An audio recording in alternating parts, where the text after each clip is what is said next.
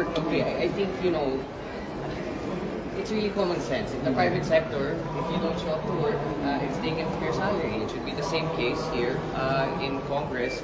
And to be honest, for all branches of government, na kung hindi ka nagpapakita, if there is absenteeism on your part, then you should not be allowed to collect the salary because you have not put in any work.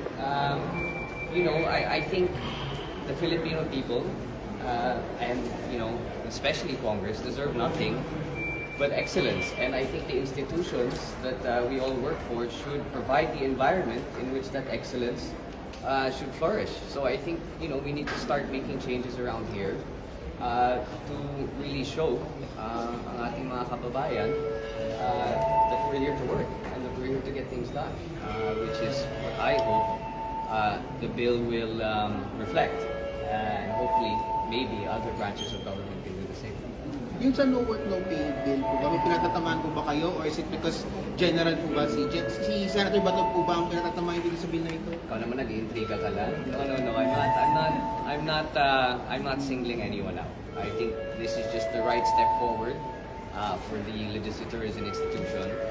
It's no secret that there have been cases of absenteeism and people not showing up to committee hearings or joining debates on the floor.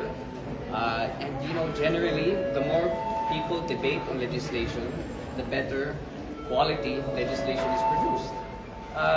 So really, we're just trying to make sure that the best laws are passed for the Filipino people.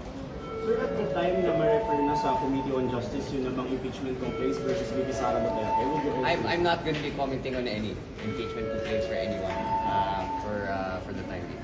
Kung one of the offenses discussed in the impeachment hearings... Sir, kakasabi ko lang hindi ako No, but hindi ko pag-uusapan ang impeachment Okay, but and anything to do with the topics or anything that was spoken about on the Committee on Justice hearing. Okay, but how I'm do you... recusing myself from anything and everything. So if it was mentioned in the Justice Committee hearing, I will not be commenting on it. Well, not directly related to the impeachment complaint, but the BBM parametric formula Yes, based sir. on the PCIJ report, your district and the former speaker's district are the districts that got the highest shares. So I'd just like to get your response. I'm to actually this. glad you brought up that topic. Number one, that was a initiative of the executive. Meaning wala po kinalaman ng congressman, wala po kinalaman ng legislative sa pag-allocate ng kahit anuman na amount doon.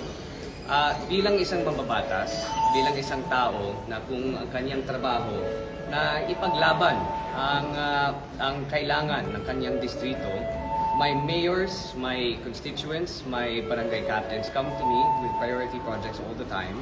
And it is my job to forward those projects where necessary. But it is the prerogative of the executive as to where those funds go when the NEP arrives into Congress. So with regards to that, you will probably have to ask the DPWH. But again, it is the job of a congressman to fight for the projects in their district to make sure that the constituents are well taken care of and that their priorities are met and received. So in your view, is it just a coincidence that the relatives of the president are the ones that Again, got the you highest will share? have to ask the DPWH that. But with regards to the accusation that it is what you call soft pork, the definition of pork is a lump sum amount that is given to someone and they can do with it as they please. When you look at the budget po, line item po yan per amount basis.